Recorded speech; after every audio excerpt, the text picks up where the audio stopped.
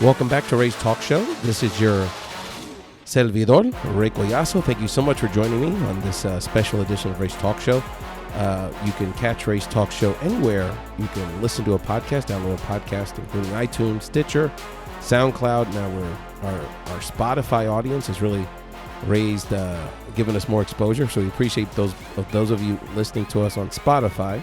Thank you so much for joining us. Again, this is Ray Collazo, your host of Ray's Talk Show. Normally, we invite people to come on the show to discuss how we can help our content creators out there, just people that have a dream and have this nagging feeling that they should pursue their passions and really sort of soar for career and personal satisfaction through inspiration, practical advice on developing your online platforms, networking, and really building a community that will support you in your personal journey.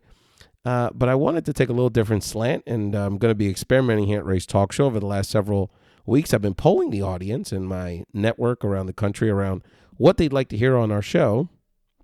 And overwhelmingly, the response I got was, Ray, we want you guys to talk about politics. And we want to talk about politics. We want our perspective heard in this very noisy and toxic environment, which is certainly something I'm all for. For people that don't know, in my day job and in my adult career, essentially, I've been in politics and in various positions doing advocacy and organizing and with primarily Latino communities in my local area, in the Philadelphia area and around the country.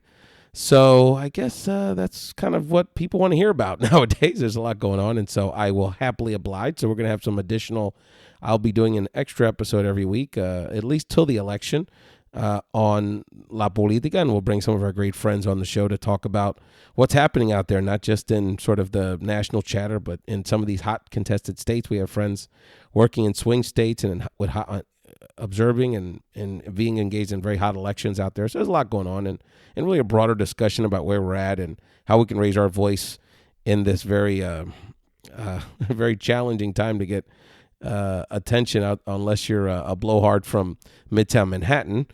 And so we're going to be doing that, but we also do have sort of regular episodes of Ray's Talk Show that we're going to be releasing in the coming weeks. We've got several already been done recently with some excellent business leaders, motivational speakers, people that are on the cutting edge of developing some incredible networks for content creators, particularly Latina content creators, having a community and a support system to grow their own platforms and raise their voice in their field of expertise. So there's a lot of exciting stuff here happening at Ray's Talk Show. But again, I got to give the people what they want, and they want to hear some politics. So I'm going to, on this episode of Ray's Talk Show, sort of, I want to talk about four things. The first, obviously, give people sort of my impressions, what I think is my biggest takeaway from the debate that just took place a few days ago, the rumble in the jungle there at Hofstra University this past Monday, one of the most highly anticipated political events ever, really, in modern times. Then definitely want to discuss sort of my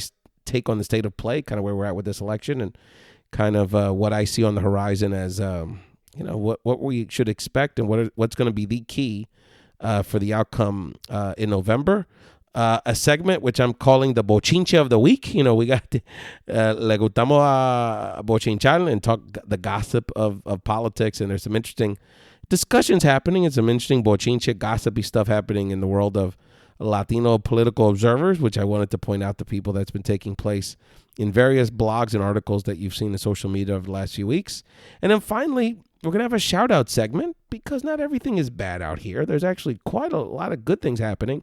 And we have a lot of strong leaders and talented activists in our community that are doing incredible things, and I think they should be acknowledged. So I have some good news happening out in the West Coast that I wanted to make sure people are aware of, and in particular of a Latina leader that's really leading, forging a great path for some much-needed change, particularly for the working people in our community. So again, this is Ray's Talk Show. We're going to have sort of a series of politically oriented episodes for the next 5 or 6 weeks, and depending on people's reactions and the response we get, we will evaluate and possibly take it into its own show, or who knows, this can go in many directions. For you hardcore Race podcast listeners, you know that I did have a series of politically oriented episodes a few years ago with my great friend Abe Ambrose, and I used to call those shows Latinos Talk Politics. So if people like that term, we can bring that back. we'll see how it goes. So let's get to it. So in terms of my take on the debate last Monday, I have this yellow pad with all these notes, but I guess it boils down to this for me. Let me just talk quickly on this theatrical side of it. Then we'll get to what I think was the most important takeaway for me and my biggest disappointment. I was watching it, and I guess the best way I can put it is that it reminded me when I was a little kid, and my dad would walk in after having a few with the homies at the corner bar around the corner. And him trying to have, after a couple drinks, trying to have like a conversation with my mom about something. And the look on Hillary's face last night reminded me of the look my mom used to give my dad. And I could just tell what she had this look on her face like, dude, just go to bed and leave me alone. And that's the look that Hillary had on her face on Monday night. I mean, she was just so detested by this man, and she felt I felt for her because it was so undignified that this person that, hey, and she has her faults, and you can love her or hate her, but certainly someone that's qualified and deserves the moment to at least have her voice heard on a stage like that around these issues. And that she had to debate this wacko. And so on the theatrical side, it just reminded me of me being a small child and looking at my mother's detested face in those moments. But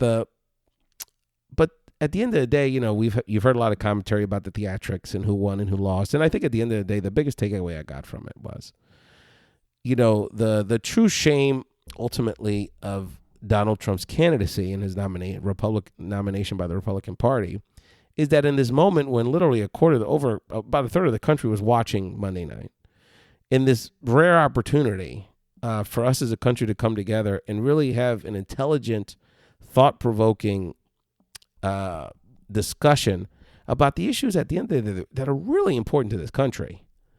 I mean, really important to us day to day. Not to the elites, not to the punditry class, not to the political parties, but really important to us.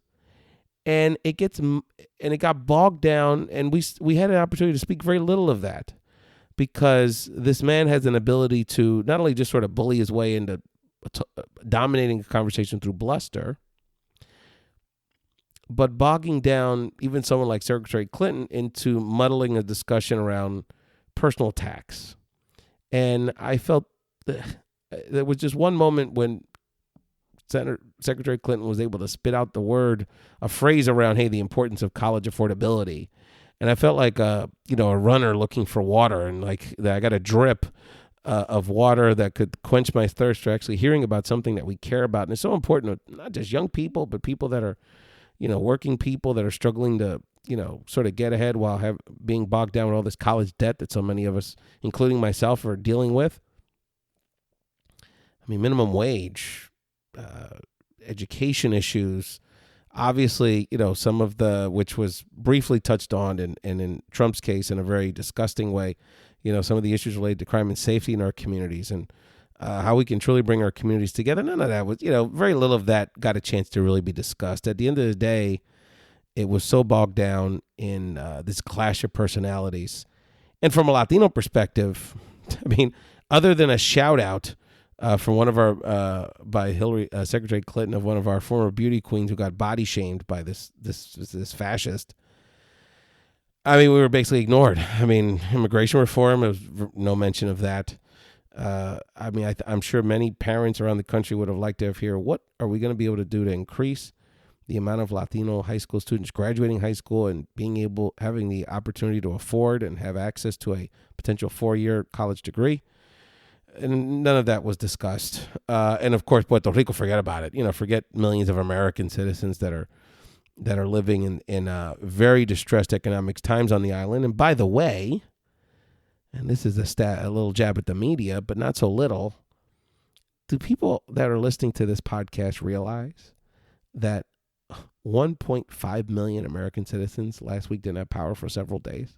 Of course, the island of Puerto Rico, all U.S. citizens, didn't have power for 3 days. And I would ask you to think about if the city of Houston or the city of Philadelphia or a region of any state in the country did not have power for 3 days, you probably would have seen a little a little more publicity towards that. So that's very disappointing. But getting back to this conversation, I think ultimately my take on is that the biggest loser, if you will, of Monday's debate was the American people, because we were denied the opportunity to really have a real conversation and present various views, which are legitimate on both sides of the aisle, about how to really move this country forward together.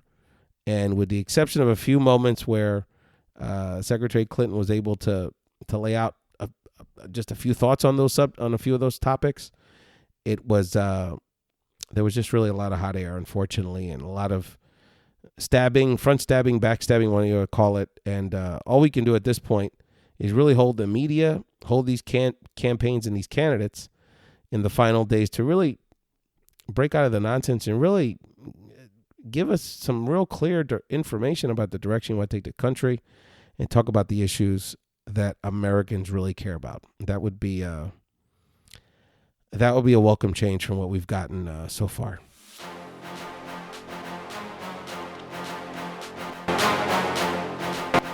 So I wanted to give people, our Race Talk Show listeners, my take on the state of play at this point. There's a lot of speculation about what this debate meant ultimately for the race, and I wanted to give folks my take on it. I think ultimately what I want to let people know is that my take on this is that, first of all, it should be no surprise to anyone that regardless of what the candidates do, it is in a lot of people's interests that are making a lot of money out of this campaign, whether they're in the media or political consultants or pollsters or, various type of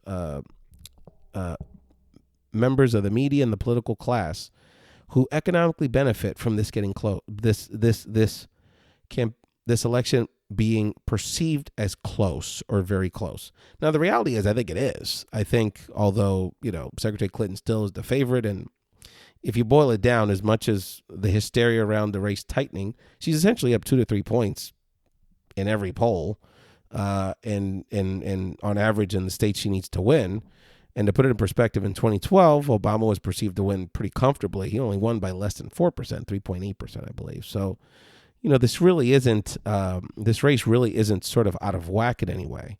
But of course, the media and the political class that has additional advertising dollars to gain and additional consultant fees to earn wants to create the impression that this is a nail biter, and to some degree it is, and we certainly can't take it for granted. But I would say this, from a political perspective, I want folks to be clear who are hoping that, in this case, people that are Clinton supporters, who are hoping that Monday was in some way sort of, if Donald Trump showed his ass the way he did, that there would be this large group of, the proverbial moderate Republican / independent women voter in America's suburbia that would come in like the cavalry to save the day and will put Hillary Clinton over the top. And I think at the end of the day, it's not going to happen. And I think we have to be clear. And I say we, you want to call it the Obama coalition. You want to call it the New American Majority. You just want to call it, progressives. Is that at the end of the day, our core constituency, and again, the core constituency that got Obama elected in 2008, 2012, which is, roughly women. You want to say more specifically single women. Millennials, people of color. I would also include in that, in terms of how I think about these coalitions, the LGBTQ community. Ultimately, we're the ones that are going to pull this off. And so it is incumbent on us, and really incumbent on the campaign, to focus on Secretary Clinton's core and the Democratic Party, the progressive community, however you want to say it, core base. And so there's been lots of speculation about the fact that, maybe Secretary Clinton sort of leaned in a little too much and emphasized the campaign's efforts on Republican women, in the summer, looking at the idea of, if we could get some of those women and some of that demographic into the fold, this could be a total knockout by now, and certainly by Election Day. And that does not appear to be the case. And so I want to let people know, from a state of play perspective, I don't see a cavalry of suburban white soccer moms coming in to save the day at the 11th hour. I think there's low enthusiasm for this race across the board, and so I don't see wild shifts and changes and happening certainly after the next debates. And at the end of the day, it will be a turnout election, and the question will remain: will Secretary Clinton and her campaign inspire enough people, particularly the whether it's the millennials that were all in on Bernie Sanders, whether it's the minority communities that came out in record numbers for Obama in 2008 and 2012. These core constituencies, will she ultimately and her team inspire them to come out and us to come out in comparable numbers as we did for President Obama his last two elections? And I will remind people, in the same way that I never saw, in 2012, I never really saw a path for Governor Romney to win because Ohio never moved in the polls. And so, knowing the swing states the way I do, I said, well, if he doesn't win Ohio, then there's no chance. In the same way that I felt that way in 2012, I will remind people listening to the Race Talk Show today that in 2012, President Obama, for all of his charm and all of his persona, all of the power of incumbency, the inspirational figure he was, particularly for people of color, over the last several years, for all of that, running against a very mediocre candidate, and Governor Romney, for all of that, it took an immense effort, an immense organizing effort, and an immense turnout effort, particularly of African Americans and Latinos in Florida, for him to squeak out Florida by less than 1%. So if it took that kind of monumental organizing effort for Obama basically to put away Romney in a big swing state like Florida, and we see the polls in Florida are very tight, this election by no means is a done deal. My point, which I wanted to express to our Race Talk Show listeners, is that there's no white female suburban soccer knights that are going to come in to save us. So that's the state of play from the perspective of Ray Collazo.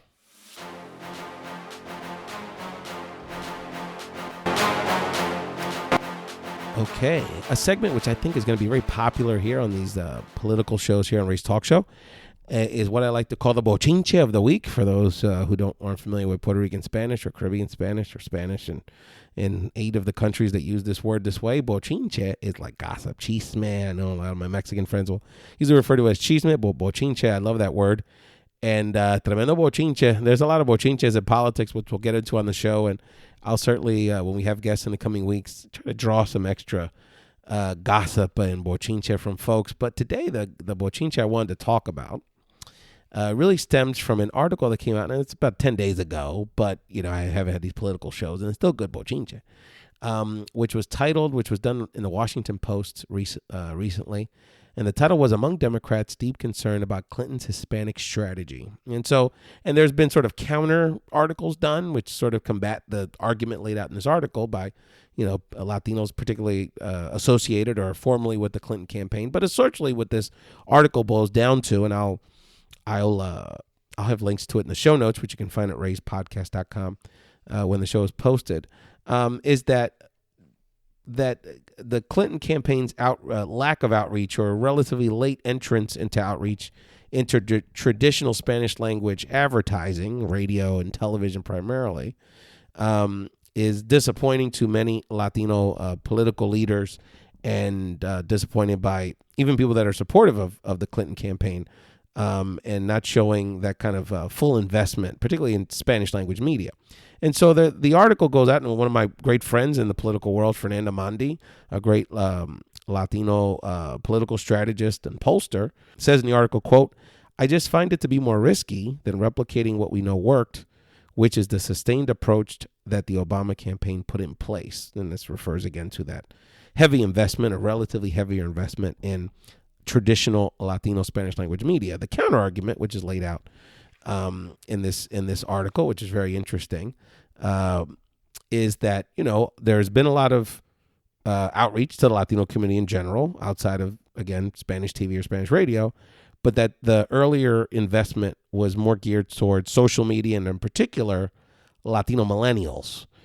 So using, shareable content online to reach particularly, that demographic within our community, which certainly, hey, that's not a bad strategy. I think the question is, it's not an or thing. It's more of an and, right? So, Maria Cardona, a Democratic strategist and a great friend of the show, says in this article, a lot of it has evolved to include outreach that isn't obvious to people who are used to doing it old school. The Clinton campaign and the DNC are very strategically focused on Latino millennials. Well, there's nothing wrong with that, but we have to realize that, first of all, at the end of the day, the Latino community is very interconnected intergenerationally. So just because I don't watch Spanish TV, when I go see my mother or someone go sees their grandparent, that they may either see it because there's only one TV in the house, or they may get influenced by the feedback that their older siblings and older relatives are giving them about the kind of outreach that's happening on the Spanish language side.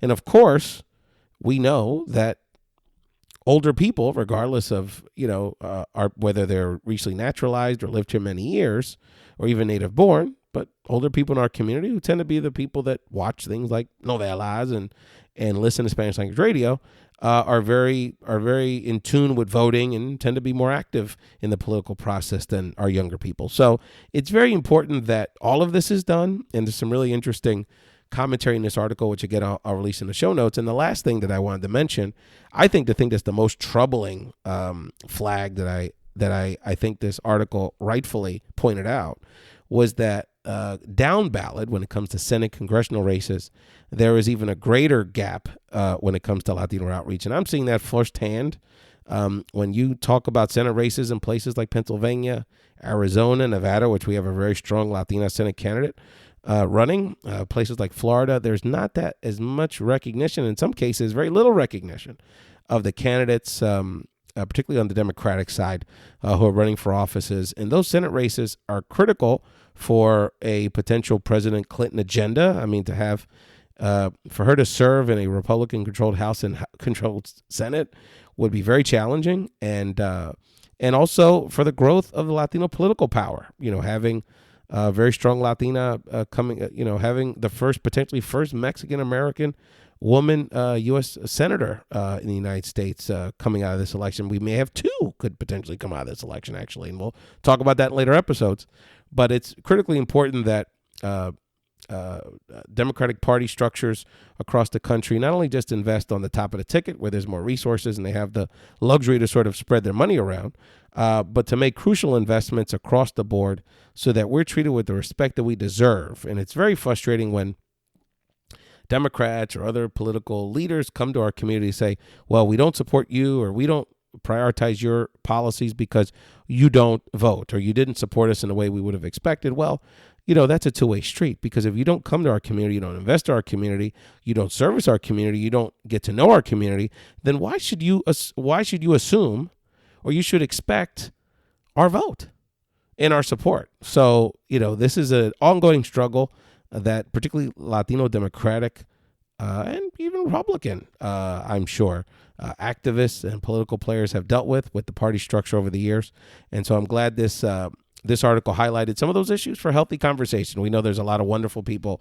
On the flip side, people should be clear. There's a lot of wonderful Latinos working on the Clinton campaign. She's got Latinos working in very senior levels in her campaign throughout the board. So, this is a very healthy discussion for our community. But we will see over the next 40 days how the Clinton campaign will respond to this criticism. And it's going to be very interesting about the outreach that we see. Que Bochinche.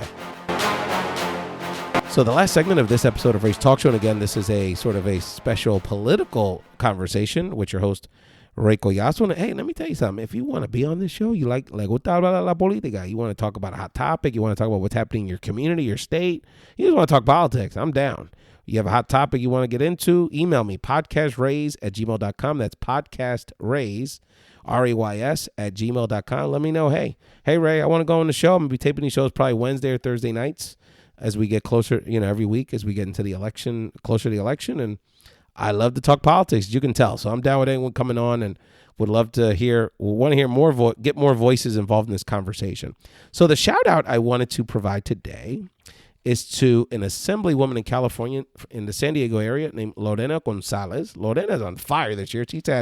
She has been very productive in the California legislature this cycle. And I wanted to give her a shout out because she's had several bills that she sponsored or supported that have been signed by Governor Brown recently. But one that recently got signed, which I thought was particularly exciting, was Governor Jerry Brown recently signed legislation, again sponsored by Assemblywoman Gonzalez, that grants agricultural workers, farm workers, the same right to overtime pay as other Californians. So typically, as many Americans, typically in California, you get over 40 hours a week. You're working over 40 hours a week. You're getting time and a half. Before this bill was signed, farm workers would have to work over 60 hours a week to be eligible for time and a half pay. And so that lack of income equality, particularly for farm workers in this case, has now been eradicated by this bill, which is a very positive step. In the past, Governor Schwarzenegger and even Jerry Brown himself has vetoed a similar bill. So this has taken many years by particularly the Latino delegation in the California state legislature. And, getting it past the finish line was our friend, Assemblywoman Lorena Gonzalez. So Lorena gets a shout out.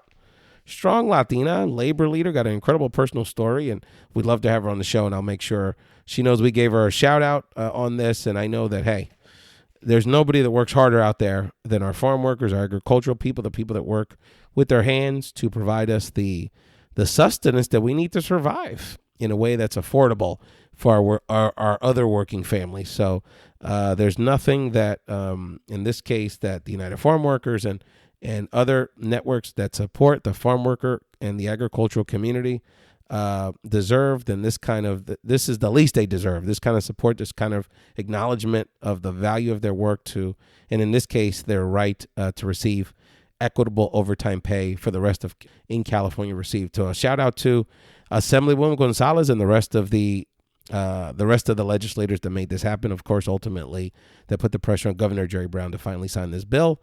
And for those that don't know about California politics, one of the cool things about it is that unlike pretty much any other state in the country, maybe New Mexico, the Latinos run the California Assembly, dog. So if you want to know, I mean, they got it on lock. The last several speakers of the House have been Latino, and numbers don't lie, and they've done a great job sort of coalescing to build a true Latino agenda. Besides these bills that have been signed recently, there's been some real positive steps made around combating housing discrimination, criminal justice reform issues, immigrant rights that have moved forward because of the leadership of that group of Latino elected officials and other progressives out in Cali. So much respect to Assemblywoman Gonzalez and the other leaders that made this happen. And again, shout out to our friends out in California for this great victory for farm workers. Well, that'll conclude this edition of Ray's Talk Show. This has again been Ray Collazo. Again, we're taking a little different slant on these episodes. Going to do sort of a mini series on this podcast feed, sort of leading up to the election day, doomsday, judgment day, whatever you want to call it, coming up in November. And again, this really came out of the desire and the overwhelming response I got from our audience that they wanted to hear me and a lot of people on our network talk about politics and engage in some of these critical issues. So I wanted to give people a flavor and sort of an opening episode to get feedback from it. And again, in the coming weeks, we'll have many other voices in this conversation. And look, including from various political persuasions. We're not Republican haters here. There's definitely principles, conservative principles, and principles that thoughtful Republicans and in particular thoughtful Latino Republicans can bring to the conversation, and we certainly welcome that. But people that demonize our community, people that blame us for all the problems of the world, and people that don't even respect our beauty queens, who are some of the most revered people in our culture, certainly are not going to get a lot of shine here. So thank you so much for joining Ray's Talk Show. Again, give me feedback. Let me know what you think about it. What you thought about my commentary around the debates, around the state of play, around the Bochinche happening sort of amongst Democratic Latino political circles around debating what's happening with the Clinton campaign, and of course the shout outs. If you have any good feedback, good things happening, anything, all the above, email me at podcastrays@gmail.com. That's podcastrays@gmail.com. And on social media, Twitter is a great place to converse with me about politics at Rays Podcast, RAYS Podcast on Twitter. And, all of our content, all of our previous episodes, which include politics and discussing people's amazing personal stories to help you create your own amazing personal story, whether it's entrepreneurship, engaging in a lifelong passion, or just having the courage to go for it in life in general. You can find all of our episodes and content anywhere you can download a podcast, but in particular our website, rayspodcast.com. That's RAYS podcast.com. Thank you so much. I hope you enjoyed this Hablando la Política con Ray, and we'll talk soon. Peace.